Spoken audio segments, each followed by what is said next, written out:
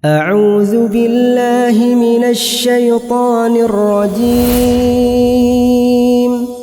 بسم الله الرحمن الرحيم. Bagaimana orang yang menolak untuk mengikuti sunnah Nabi SAW sementara Nabi sudah perintahkan, kalau dia sifatnya karena tidak tahu, maka itu lebih ringan. Artinya masih bisa dia ditoleransi. Tapi kalau ada orang tidak mau mengikuti sunnah Nabi SAW, sudah sampai kepadanya, orang sudah nasihatin, agama larang loh, Rasulullah bersabda begini, dia nggak mau dengar, ini bahaya, ancamannya berat. Ya, di antara contohnya ada seorang sahabat melakukan itu di hadapan beliau. Hadis nomor 163, tepatnya hadis keempat dari bab kita, dan ini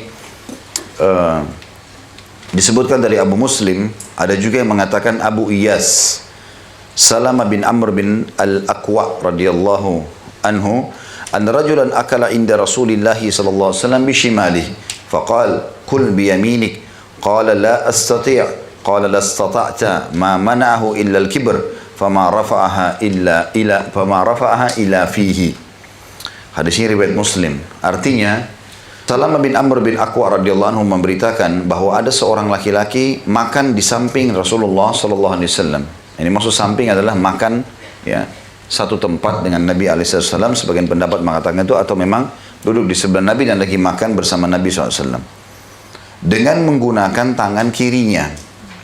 Maka Nabi SAW mengingatkan, makanlah dengan tangan kananmu. Orang itu menjawab, saya tidak bisa. Maka beliau SAW mengatakan, semoga kau tidak bisa. Tidak ada yang menghalangimu menggunakan tangan, tidak ada yang menghalanginya menggunakan tangan kanannya kecuali kesombongan. Akhirnya dia benar-benar tidak bisa mengangkatnya ke mulutnya. Ya. Hadis ini, teman-teman sekalian, pelajaran pertama yang diambil adalah kita sudah mempelajari di awal bab-bab kita, ya. Bisa dibuka kembali satu lembar di belakang. Sebelum kita belajari hadis yang pertama dalam bab ini, itu ada ayat Al-Quran surah An-Nur ayat 63. Lihat nggak? Di halaman 174, terjemahnya di 175. Lihat ya, saya baca kembali, karena ini pelajaran pertama yang diambil dari hadis.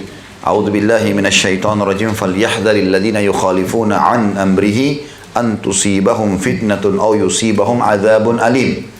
Maka hendaklah orang-orang yang menyalahi perintah Rasul. Nabi sudah bilang A, dia bilang B. Nabi larang ini tetap dilakukan. Maka ada, kata Allah, maka hendaklah orang yang menyalahi perintah Rasul takut akan ditimpa cobaan atau ditimpa azab yang pedih. Nah, kata ulama tafsir, ini jelas sekali. Kalau ada orang yang sampai padanya berita dari Nabi SAW, maka dilihat keadaannya.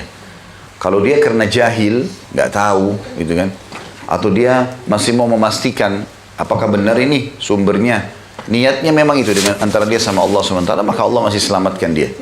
Tapi kapan dia niatnya membangkang, memang dasarnya dia nggak mau, makanya dia membantah hadis-hadis Nabi, maka bisa kena ancaman ini. Di sini Nabi SAW menyebutkan, ya, kepada seorang laki-laki yang sedang makan di sebelahnya, kebetulan dia makan tangan kiri. Maka Nabi bilang, makanlah dengan tangan kananmu. Dia bilang, aku tidak bisa. Di sini bahasa aku tidak bisa, bukan memang dia tidak bisa karena ada udzur. Bukan berarti dia tidak bisa karena ada udzur, tapi memang Nabi sebutkan alasannya karena sombong, ya. Dan ini pelajaran masih berhubungan dengan poin pertama tadi. Penolakan yang terjadi di sini atas perintah Nabi SAW bukan karena dia mau memastikan, misalnya dia tanya, kenapa ya Rasulullah harus makan tangan kanan, misalnya. Bukan, memang langsung dia vonis, saya nggak bisa, ya. Dan ada sebabnya. Rupanya tradisi makan tangan kiri ini dianggap cara makannya orang-orang kaya, ya. Tokoh-tokoh masyarakat dianggap begitulah. Zaman dulu itu kalau orang-orang yang terkenal, ya, punya kedudukan, makanya tangan kiri memang. Kalau tangan kanan dianggap orang biasa. Makanya orang ini karena punya kedudukan, maka dia mengatakan saya nggak bisa. Nggak bisanya di sini apa? Saya nggak bisa ikuti kebiasaan orang-orang biasa itu, ya. Makanya Nabi bilang di sini, ya, semoga kau nggak bisa kalau gitu. Karena dia nolaknya karena tidak mau, karena kesombongan, ya. Jadi kita bedakan kalau orang itu dasarnya tangan kanannya cacat, stroke, ya. kemudian dia pakai tangan kirinya, terputuskah tangannya, ada udzur-udzur, maka itu berbeda. Tapi di sini tidak memang.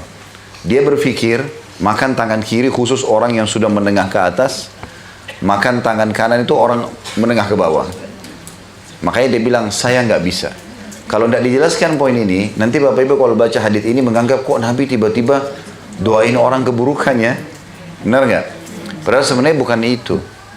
Nabi SAW orang yang Nabi rahmah, Nabi yang paling kasih sayang, yang suka mengingatkan umatnya, mencintai umatnya. Bahkan beliau mengatakan, semua nabi-nabi disiapkan satu doa mustajab.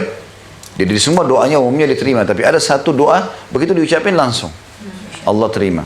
Dan semua nabi-nabi umumnya sudah menggunakan di dunia. Ya, seperti Nabi Nuh minta kaumnya dibinasakan, udah terjadi banjir besar. Itu doa mustajab memang. Kata Nabi SAW, dan aku simpan doaku itu untuk umatku hari kiamat. Jadi untuk menyelamatkan mereka nanti dari neraka gitu loh. Nah, Nabi SAW kasih sayang, sangat menyayangi kita, gitu, menginginkan kita selamat semuanya. Sampai kata Nabi SAW, perumpamaan aku dengan kalian yang menolak-nolak dakwaku ini, dinasihati nggak mau, disuruh nggak mau, dilarang nggak mau. Ini seperti orang yang sedang ada api unggun di depannya, lalu ada banyak ya belalang atau hewan-hewan serangga yang datang, dan dia berusaha mengusir-ngusirnya supaya tidak masuk ke api. Karena serangga-serangga ini menganggap itu bukan memanas, itu bukan panas, bukan api, tapi cahaya. Mereka ingin berkumpul di cahaya itu. Ternyata begitu dekat, mereka tersulut dengan api. Kata Nabi SAW, aku berusaha menghindarkan kalian dari api, tapi masih ada saja yang jatuh ke dalam api tersebut. Ya. Maka di sini perlu digarisbawahi, doa Nabi SAW yang mengatakan, semoga kau tidak bisa, karena Nabi sudah dapat wahyu. Orang ini nggak mau karena sombong. Makanya Nabi jelaskan, dia tidak menggunakan tangan kanannya, kecuali karena kesombongan. Baik, pelajaran yang kedua di sini, yang diambil dari hadis adalah, wajibnya makan tangan kanan. Ini bukan pilihan. Wajib hukumnya. Karena sesuatu yang wajib itu, diketahui dan dibedakan dengan yang sunnah, kalau perintah itu ditinggalkan, ada ancamannya, gitu kan? Apapun sifatnya ancamannya. Kayak Nabi SAW bilang dalam hadis yang lain, la ta'kulu bishimal, fa inna syaitan ya'kulu bishimal. Jangan pernah makan dan minum dengan tangan kiri, karena syaitan makan dan minum dengan tangan kiri. Ada ancaman, kamu menyerupai syaitan loh. Gitu. Seperti itulah. Dan apa sulitnya Bapak Ibu sekalian, kita minum dan makan dengan tangan kanan? Tidak ada yang sulit. Dapat pahala, gitu kan? Dan juga kita aman dari segala macam larangan-larangan ini, gitu kan.